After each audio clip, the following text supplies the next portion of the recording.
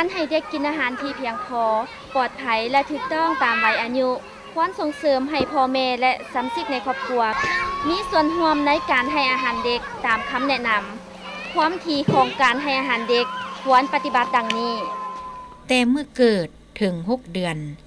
ให้น้ำนมแม่เพียงอย่างเดียวโดยบ่ให้อาหารอื่นเสริมเริ่มให้อาหารเสริมเด็ก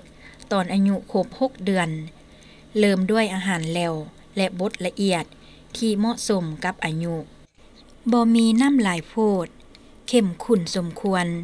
และค่อยๆเพิ่มเป็นอาหารที่มีความเหนียวหลายขึ้นได้สืบต่อเลี้ยงลูกด้วยนมแม่จนฮอด2 ปีหรือหลายกว่านั้นให้อาหารประเภทแข็งหรือบ่แข็งหลาย2-3 เทื่อต่อมื้อในเวลาที่เด็กอายุได้ระหว่าง6-8 เดือนและ3-4 เทื่อต่อมื้อหลังจาก8 เดือนและให้อาหารว่างที่มีโภชนาการสูง1หรือ2 เทื่อต่อมื้อตามความต้องการของเด็กเพิ่มความหลากหลายและปริมาณของอาหารขึ้นในเวลาที่เด็กใหญ่ขึ้นจากกลุ่มอาหารประเภทเม็ดหากและหัวถั่วอาหารจากสัตว์หมากไม้และผักปฏิบัติสุขอนามัยที่ดี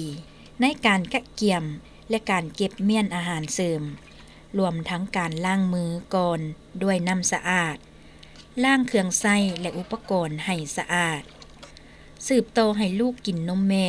และให้อาหารเสริมในเวลาเป็นไข้ให้อาหารเด็กที่มีธาตุเหล็กสูงเช่นอาหารที่เฮ็ดจากสิ้นสัตว์หรือฝุ่นวิตามินและเกลือแร่ใช้เวลาให้อาหารเด็กเป็นเวลาที่ส่งเสริมการพัวพันกับเด็กเพื่อสอนพวกเขาและกระตุ้นพัฒนาการทางสังคมของเด็กและทั้งเป็นการสุกยูให้พวกเขากินข้าวได้ดีนำอีกการกวดสุขภาพเด็กดีแม่นการติดตามการเจริญเติบโตและพัฒนาการของเด็กโดยการชั่งน้ำหนักและแทกลวงสูงการแทกลวงสูงของเด็กเป็นการประเมินการเจริญเติบโตโดยทั่วไปการชั่งน้ำหนักของเด็กแม่นการประเมินการเจริญเติบโตด้านโภชนาการของเด็กภายหลังชั่งน้ำหนักและแทกลวงสูงก็เอาความสูงเทียบกับอายุและเทียบกับแผนภูมิแล้วจะรู้ได้ว่าเด็กมีการเจริญเติบโตตามปกติบ่การซักยากันพยาธิแม่นการกระตุ้นให้ร่างกายของเด็กสร้างภูมิต้านทานเพื่อป้องกันพยาธิเด็กน้อยทุกคนเกิดมาต้องได้รับการซักยาอย่างแน่และซักเวลาใดเด็กน้อยอายุ0-11 เดือนได้รับการซักยาป้องกันวัณโรคและป้องกันตับอักเสบเด็กน้อยอายุได้6 อาทิตย์ได้รับการซักยาป้องกันคอตีบบาดทะยักไอไก่หยดยาโปลิโอ1หลังจากเข็มที่1ได้1 เดือนแม่ต้องพาลูกมาซักยาป้องกันคอตีบบาดทะยักไอไก่หยดยาโปลิโอ2หลังจากซักเข็มที่2ได้1 เดือน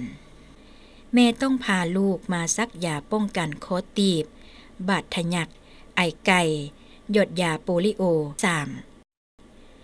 เมื่อเด็กมีอายุ9-11 เดือนเด็กต้องได้รับการซักยาป้องกันหมากแดง